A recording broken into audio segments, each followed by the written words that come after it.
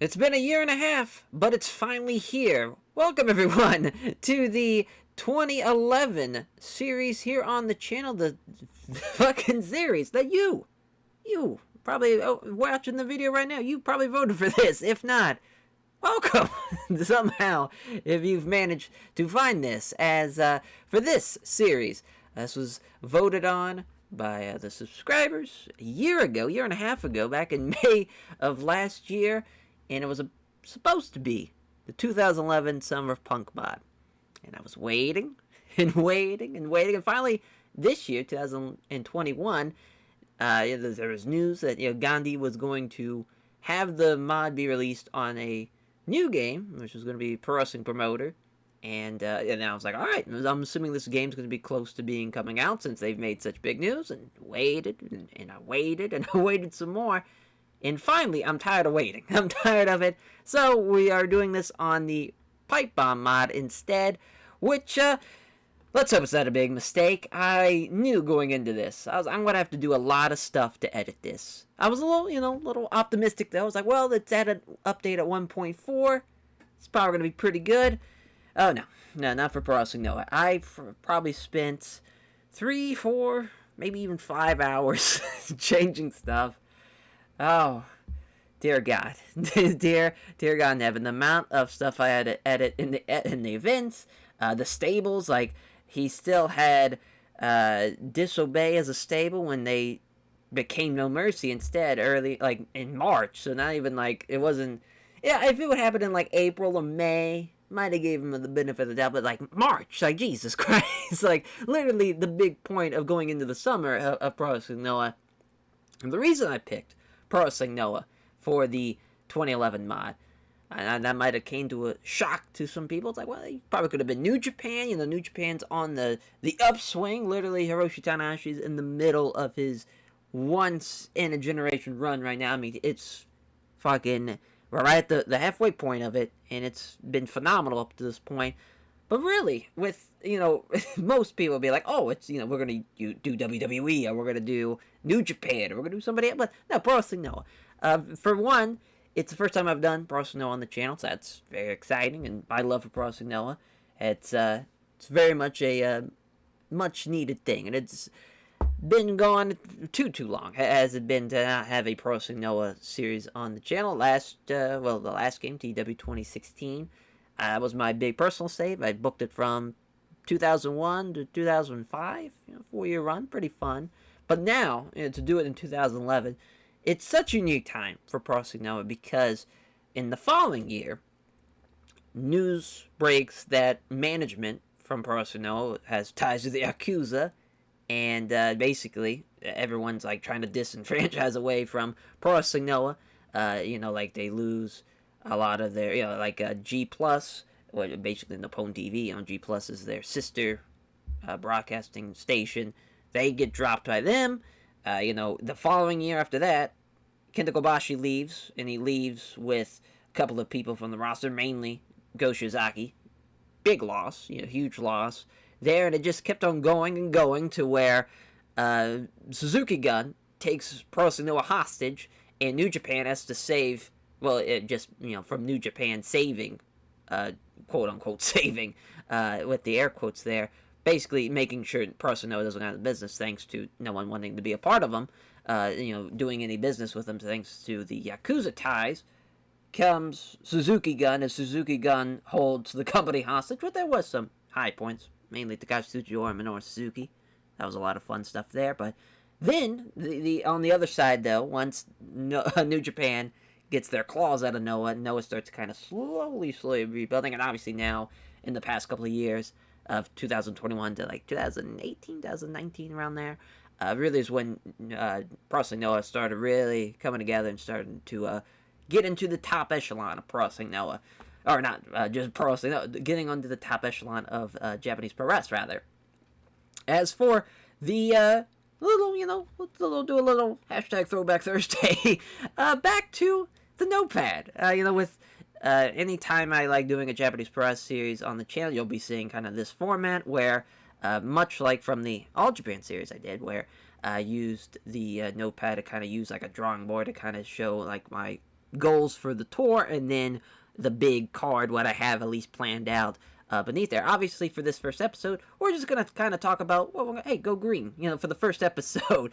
What Pro Wrestling Noah, I love it to death, and I've loved it for far too long. It seems like uh, 2006, long time now. That's just something that creeps upon you. But for how long I've loved this company and seen it go from the top of the Japanese pro wrestling world to almost all the way to the bottom and then come right back up.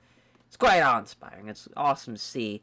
And for this series, you want to try to prevent the downfall. So keep it going. Keep the fucking things going, even though we had just 2 years previous, I lost Mr. Amasawa, and that's kind of like the crazy, sad omen from that. It's just kind of like once he passed, just kind of seemed like Noah just kept on going down and down and down as far as just everything from business, popularity, maybe even in-ring quality-wise. I wouldn't say too much, but so yeah, just fucking go green. Let's go Pro Wrestling. No, let's not put this company in the shitter. So No Mercy is, without a doubt, probably the best act that Noah has right now as far as the heat from that. You Kenta joining it. You have, with Yoshinobu Kanemaru and Kenta as the junior GHC, junior tag team champions. I really want Kenta to be main event push right fucking now. Felt like Pro Wrestling Noah, they took too long to push Kenta in the first place to the main event scene. I understand why they did it, but in my opinion, felt like they did it a little too late. And it's still a little maybe too late in my opinion, 2011. But it's earlier than when he did become finally the GHC Heavyweight Champion. But yeah, so wanting that, I want to find a replacement. It could just be Jinbei, but I don't want to have it just be Kanemaru and Jinbei teaming. So I want to have a Noah or a junior replacement for Kenta in the GHC Junior Tag Team Division with Kanemaru. First name was just Taiji Shimori. That makes so much sense. Obviously as far as having him turn as well.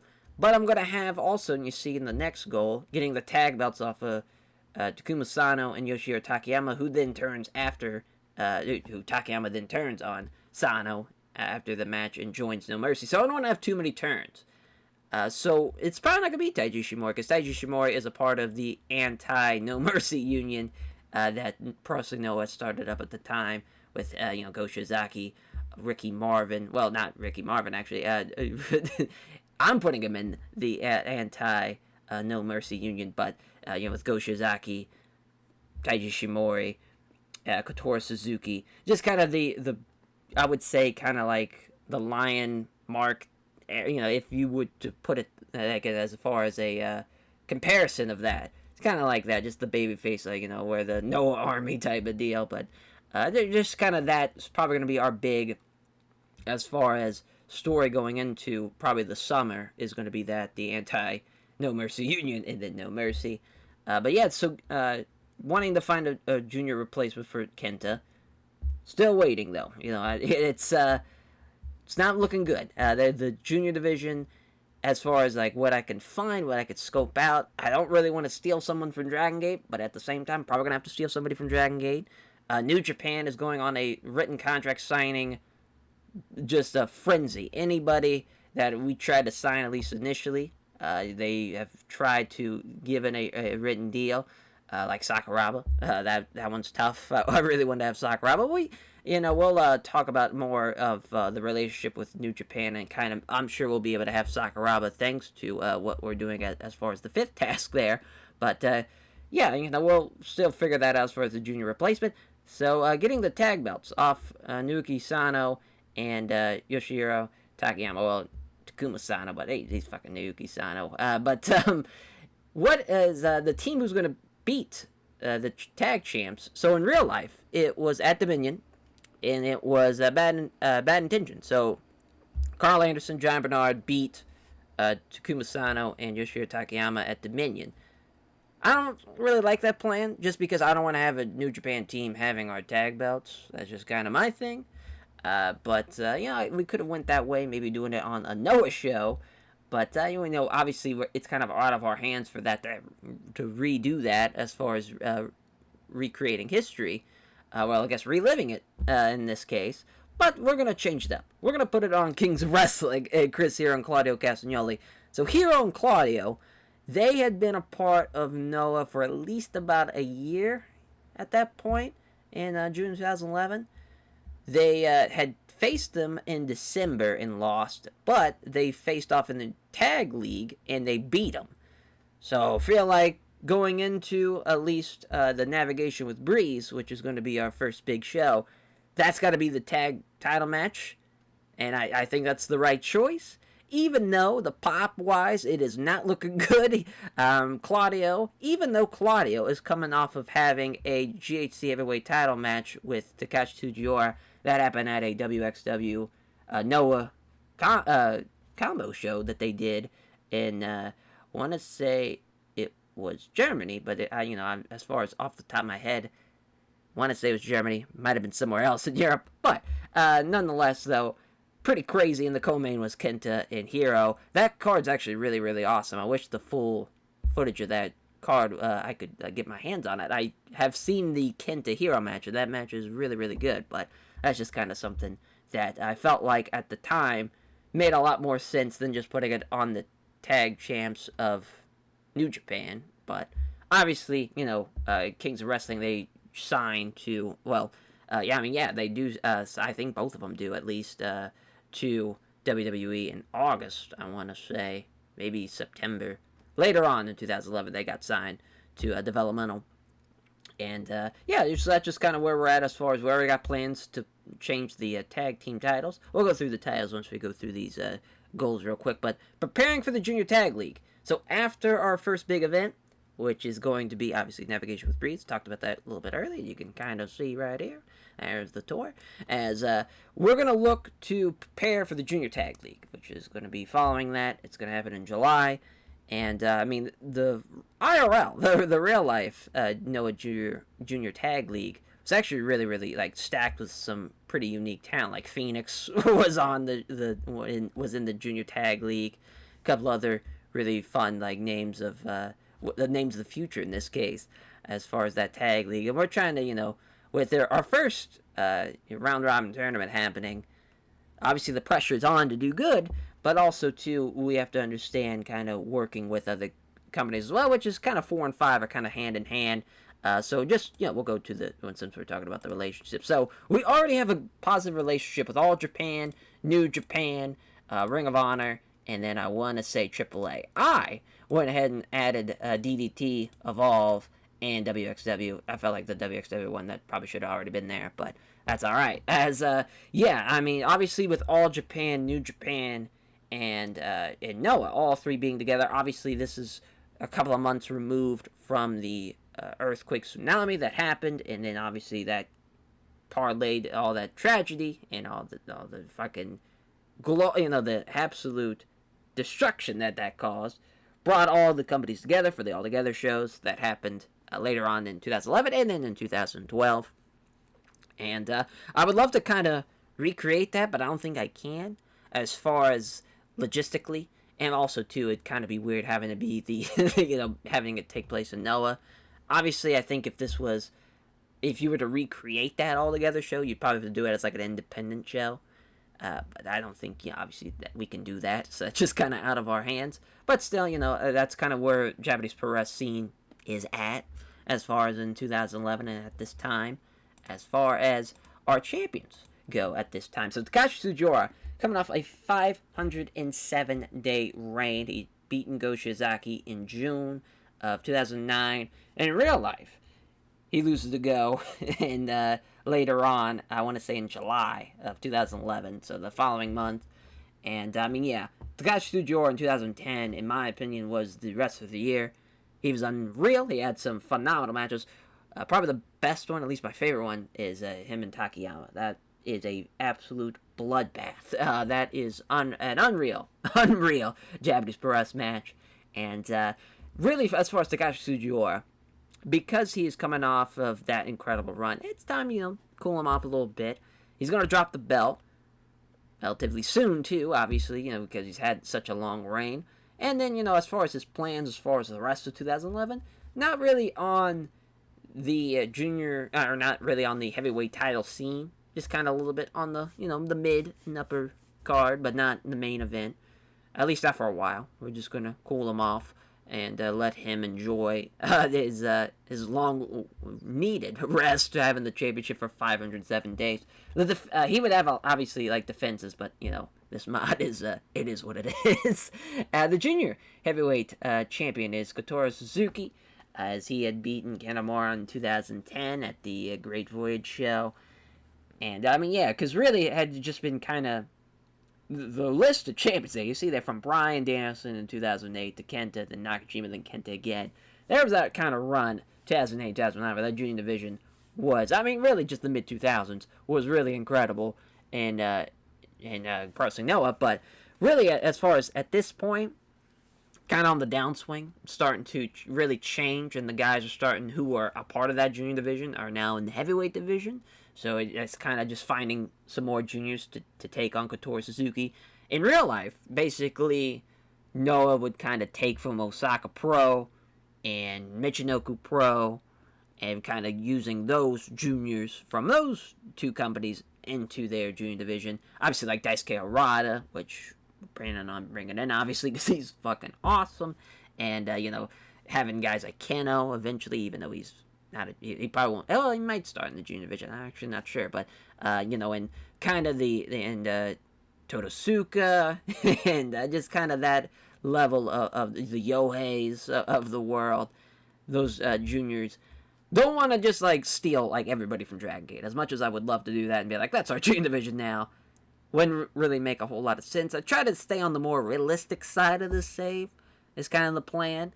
But who knows, though, I might get a little crazy towards the end. Because it's already looking like it's a bloodbath out there. Because a lot of guys, really as far as like written contracts go in Japan, it's not a whole lot of them. Usually it's just New Japan guys. So like, even then, like Tomoichi is not on a written contract though at the same time. So it's kind of more like Tanahashi, and like that's probably it. There's not a whole, like Minoru Suzuki, he's in All Japan right now, doesn't have a written contract. And it's a bidding war out there. It's going to be ugly. That is for sure. The junior tag team champions we already talked about with Kenta and Kanemaru. I don't know why. I guess it's from the title screen that you don't see their No Mercy little, I guess, picture, but that's all right. It's no big deal. Yeah, I mean, because really, with Tsuchi Aoki and then Naomichi Marufuji, they had to vacate the belts in April, and then once Kanemaru, and they're on a 10-day reign. It's not going so long, so that's why I feel like we can hurry up and do the switch before something crazy happens. But I mean, look at that kind of junior tag division too. At the same time, you got the Briscoes, Minoru Fujita, and Ikuto Ataka. Talking about one of the best junior teams during that decade.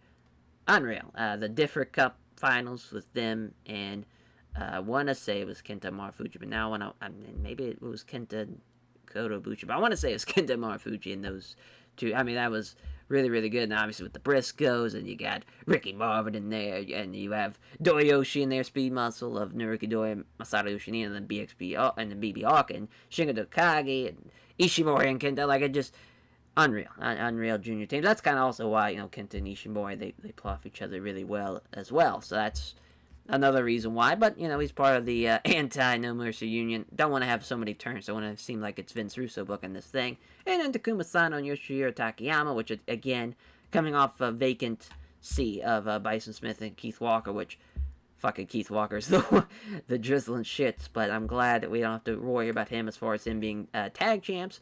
And yeah, they're coming off their end of their reign, obviously, 240 some days, and we've talked about those plans already. As far as what else we can talk about here, I guess we can run down the roster here. This is just the active roster. Really no need to go through the commentators and whatnot. As Akira Taue is the CEO, he was put in charge after Misawa's untimely death. As he's pretty much going to be with Prosino until the goddamn end, I'm assuming. I don't see him leaving anytime soon. Obviously, we're him, so then again, too. Akitoshi Saito, Alex Payne, weirdly enough, he was a part of, like, the Ring of Honor Wrestling Academy. I was like, oh, wow, they actually might have somebody that's worth a shit out of that. Because it was so weird. If you're a fan of, like, the mid-2000s independent scene. Like, you probably, know that the Ring of Honor Wrestling Academy pretty much, like, no, but as far as, like, maybe Red Titus, and that's it.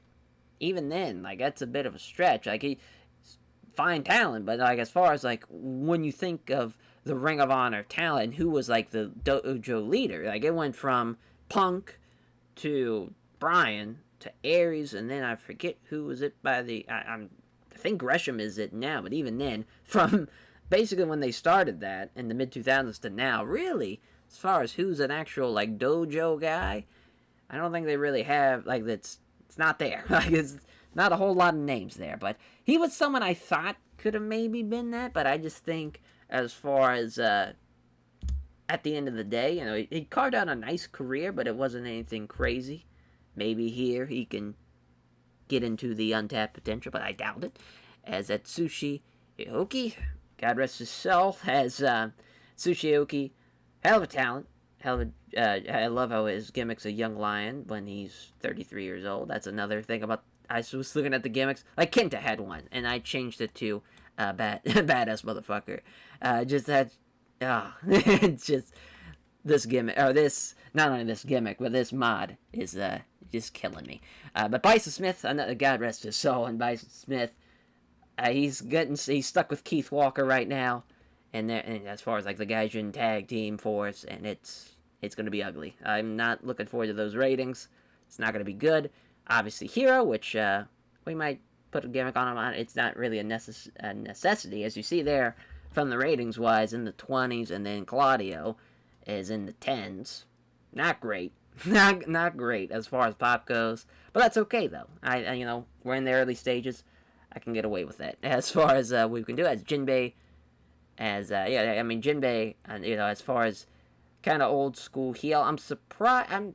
He retired somewhat pretty, like a little early in my opinion, but Jinbei is as far as like him and Kanemaru, they're kind of two peas in a pot, so they'll probably be perfect. But I don't think he's going to, as far as like ratings wise, probably not going to be the greatest, but they'll get carried by Kenta. Giant Bernard, obviously having Bernard and Carl Anderson as part of Bad Intentions. Really don't know as far as what we're going to do with them, because I thought we weren't going to have him on the roster when I was thinking these plans, and we have him on the roster. I thought we'd have him like on loan or something, but no, I think we're part of. They have a handshake, or no, maybe they don't. maybe they are on loan. Never mind. As I was thinking, they had a deal with us. I guess not. As Go Shizaki, obviously Go again. He's got a young lion gimmick. That fucking change that. As Go Shizaki becomes what he becomes, but there for a while, for some odd reason, the Japanese, at least the personnel fans, just did not click with him. I don't know what the deal was. I thought it was the man, and at this point, they're kind of warming up to him a lot more. I think it's because he's starting to get into his prime, but it's not until like after he comes back from leaving to go to All Japan, that's when everyone's just like, oh yeah, he is Noah. Like, this is just, I don't know. It was just always a thing that always kind of struck a little chord with me there as a young Japanese pro wrestling fan. Jun Akiyama, God bless him, and he leaves to go to All Japan and basically run All Japan, but at least we got him here, and we can try to hold on to him as long as we can. Uncle June, God bless him. He's still 41 years old. It's crazy because the thing about this, like, 10 years, obviously we're in 2021, to think, like, I would have never guessed the route that Jun Akiyama takes in the next 10 years to go from, he's going to go to All Japan, and he's going to leave All Japan and go to DDT, and he's going to help DDT out and have some phenomenal matches still in the year 2020, 2021, just kind of crazy. All-time talent, he's the goddamn man, Jun Akiyama, God bless him. Katsuhiko Nakajima, young Katsuhiko Nakajima, obviously there with Kensuke Office, and Kensuke Office, man, I mean, if you're kind of a newer fan of Japanese wrestling, at least of this kind of decade or the 2010s, the Kensuke Office stuff in the mid-2000s was fucking crazy. Like, it was so awesome. The stats, I'm looking at Katsuhiko Nakajima's stats. He's fucking awesome, don't get me wrong. But that's a crazy rating for the Pro Res rating there of a 70 out of 100. But man, he is fucking awesome. And the absolute prodigy of Japanese Pro Res, Katsuhiko Nakajima. Unreal. Again, gonna have to change that young lion gimmick because he's definitely, most certainly not a young lion, even though he's 23 years old. But he's got 7 years experience. Keith Walker, the drizzling shits. You know, he was a Harley Race guy. Harley Race there in the mid 2000s was very tight with Processing Noah, and they kind of had like a little working agreement. And Harley Race chose like Keith Walker to kind of push to Kenta Kobashi instead of Kenny Omega, who was at the same camp. And finally Kenta Kobashi's like, fuck this Keith Walker guy. I want to see more of this Kenny Omega guy. And yeah, I mean, it's a goddamn shame. Obviously, I think it had that have happened. I think the way Kenny's talked about it in the past, you know, is if instead of going to WWE, he just went to Pro Wrestling, I'd probably have been happier.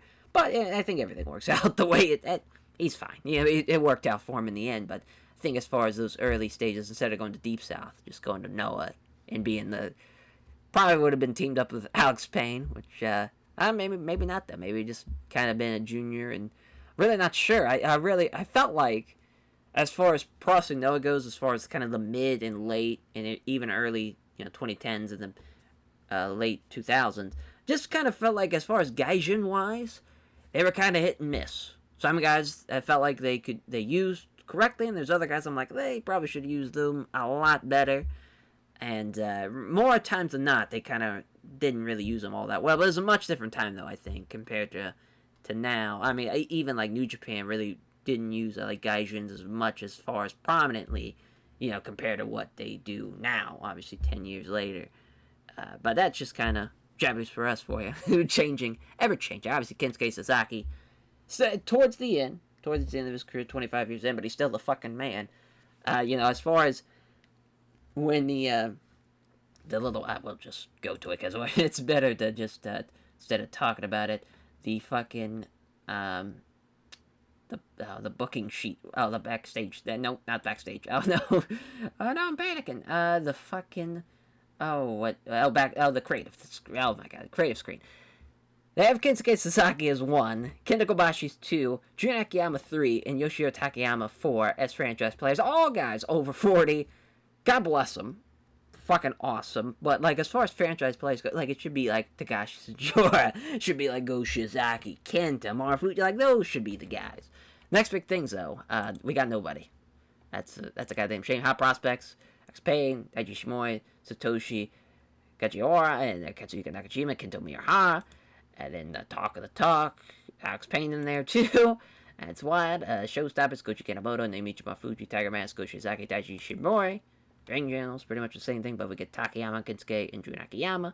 And I just figured go through that. Might as well, as we were at Kensuke Sasaki, and obviously Kenta, the bad motherfucker, now leader of No Mercy, and would kind of go into, still crazy, he's 30 years old here, but this should have been the time where it's like, put him in the main event. Like, shove him right in there. He would have been perfect, but that's alright, as we'll do it for him, as far as Kenta goes. A little nervous, though, looking at his stats. I'm like, I don't know, his charisma's kind of low, his star quality's not as high as I would like, but maybe in the sellings in the fucking 20s. Oh, boy. Oh, boy, oh, boy. Maybe it was a mistake, this goddamn mod, as, Kenta Kobashi, in real life, again, I think those stats are highly, highly necessary, but I'm a little nervous. I don't want him doing, like, fucking 99s or whatever in this series, because obviously he's coming off the tail end of his career. He would retire 2 years later, 2013. So in real life, he's injured right now. He would come back 2 months later and start teaming up with Go, and they would kind of run through the tag division a little bit. But he was not injured here because, fuck it. Who needs it? As that's just kind of how it is when it came with this mod. It wasn't injured, so I was like, all right, well, I'm not gonna add it. Kenta Kobashi. What's more to say? He's the fucking god. Katoa Shiga. I always felt like he kind of underperformed to what his kind of standards were. His stats are pretty good in this mod, which is kind of hilarious, because I probably wouldn't have rated him as high if it was me, but that's just me, though. As, he's kind of mid-carder guy, nothing crazy, more kind of a junior role. Kento Miyahara, before he becomes ace of all Japan, Kento Miyahara, he was just a young man in the Kensuke office again. showing you how talented that Kensuke office was. You had some talented motherfuckers in there with Nakajima, Miyahara, and I mean, just unreal. Then when you have Kensuke too, I mean, those 6-man some tags and really just anything Kensuke office in the mid and late 2000s, even the early 2010s, before or after rather, when they went from Kensuke office to Diamond Ring. Some great stuff. Great stuff. So I'm assuming his stats are going to be really, really good. Probably way too good for where he is at in 2011.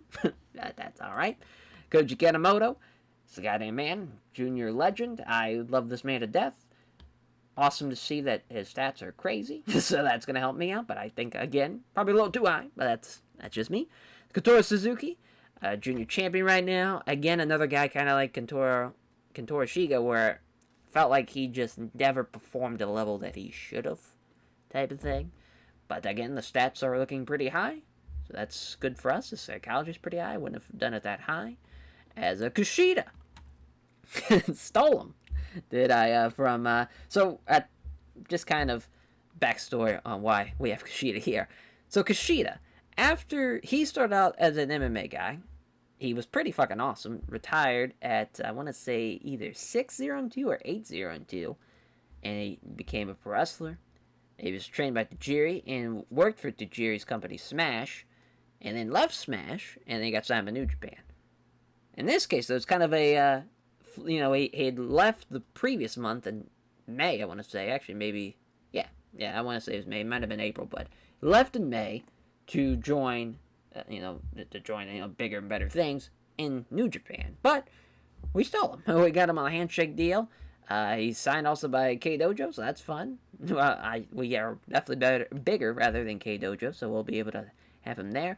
His stats aren't that bad. As far as, obviously, it's Kushida. I figured the guy would have gave him a lot better stats than he probably should have at this point. But still, he's 6 years in, so it's not like he's a young lion or anything. 20 years old.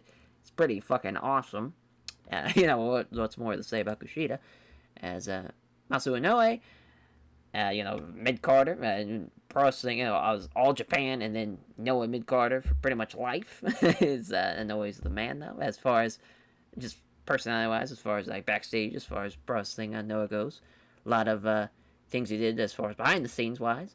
And Masashi Iwagi as Masashi Iwagi, another kind of lifer for pro wrestling at 54 years old. Going to be obviously the veteran old guard. Probably will be kind of, undercard, mid-card act.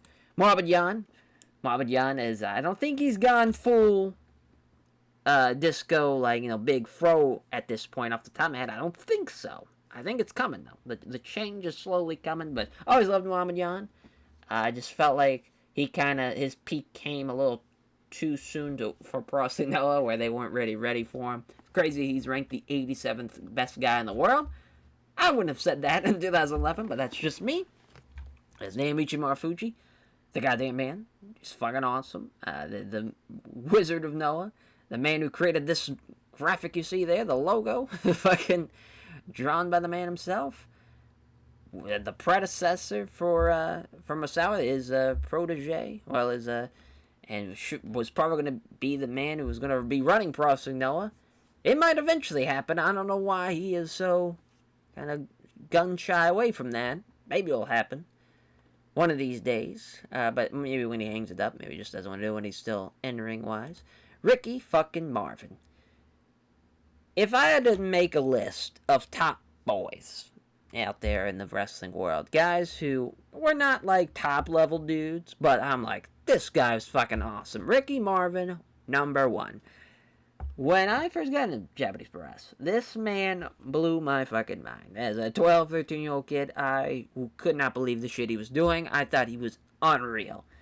Unreal. Like him, Jack Evans, trying to think, Human Tornado, Chris Bosch. Just trying to think of who was 12, 13-year-old Max Marvel's favorites of the kind of outside the WWE spectrum as far as that kind of guys that maybe you wouldn't have guessed as far as that goes. Just kind of, I loved Ricky Marvin. I thought he was fucking awesome. Also, Yoshitone, that's another. This man, all right. We're just going to cut right to him. We'll go back to the list. But Tsuji, as he is now. The poor man's went through so many gimmicks, I can't even keep track. Like, it's a mile long. But this man is unfucking real as far as athletically. Unreal. Unfucking real. He is. If he was just a little bit taller, I wouldn't even say that because like Taiji Shimura is pretty small too. So I wouldn't even want to say that. If I think he would have maintained a just a place where he could have made his little. Honestly, either he would have left Michinoku Pro and just joined Dragon Gate and stayed there full time because he was just kind of used like everywhere because he was fucking awesome. Like he's awesome, awesome, awesome, unreal, athletically, definitely the definition of like a spot monkey dude.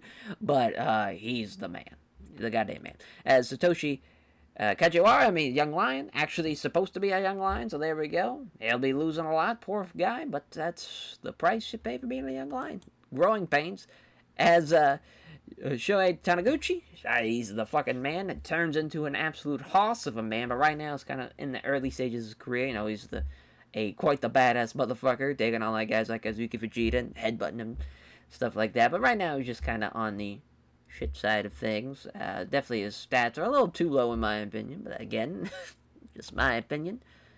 He'd be teaming up with Sugiura mostly, and then he'd join No Mercy later on, a couple of years down the line. But yeah, I mean, right now he's just kind of still on the undercard of things. Daiji Shibori's the goddamn man.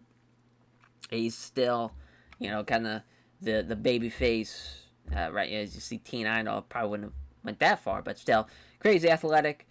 It's the goddamn man. What's more to say about Daiji Shibori? Y'all already know about him. As Takashi Okita, as Takashi Okita is, I wouldn't say the black sheep of Kensuke office, but definitely someone that was not at the level, obviously, Kenta Miyohara and Kazuka Nagajima's. Obviously, he's not like a more well-known name of Japanese press a decade later, but he's still, pretty good. It just kind of got overshadowed by unbelievable talent. That was just kind of his fault. But still, definitely for someone who's 30, definitely who's older and has more experience than the other two people of Kensuke office, obviously, besides, Kensuke Sasaki, it definitely was overshadowed for sure, which, again, if you're that far down into your career, probably should be better than those guys. But again, alas, he was most certainly not. Emi Sugiura is the goddamn man. It's fucking awesome. 10 years in, obviously coming off of, going from being a part of Noah in the mid 2000s and leaving and doing some MMA stuff, which he failed kind of miserably, like lost to Giant Silva, stuff like that. Which I mean, that was a bit of a shot, but at the same time, still, Takashi Sugiura, the goddamn man. Obviously, a decade later, still in his 50s, like him and Masato Tanaka in their 50s are still killing it in 2021. An ageless wonder. Ageless fucking wonder. Takeshi Morishima. Poor Morishima. Oh, I think it's, 2012, 13? Maybe even 14. A couple of years down the line, he retires. And it's just a goddamn shame. Takeshi Morishima's the goddamn man. It's fucking awesome. What more to say about Morishima? I mean, talk about a guy who actually like, weirdly enough, you figured that more Gaijins would have benefited from being over from the Ring of Honor Noah kind of alliance there. Figured more guys would have been used well over Noah compared to how they. Because really, I mean, anyone that worked in Ring of Honor that came from Japan was pretty much over instantaneously. From Kenta, Morishima, Marufuji.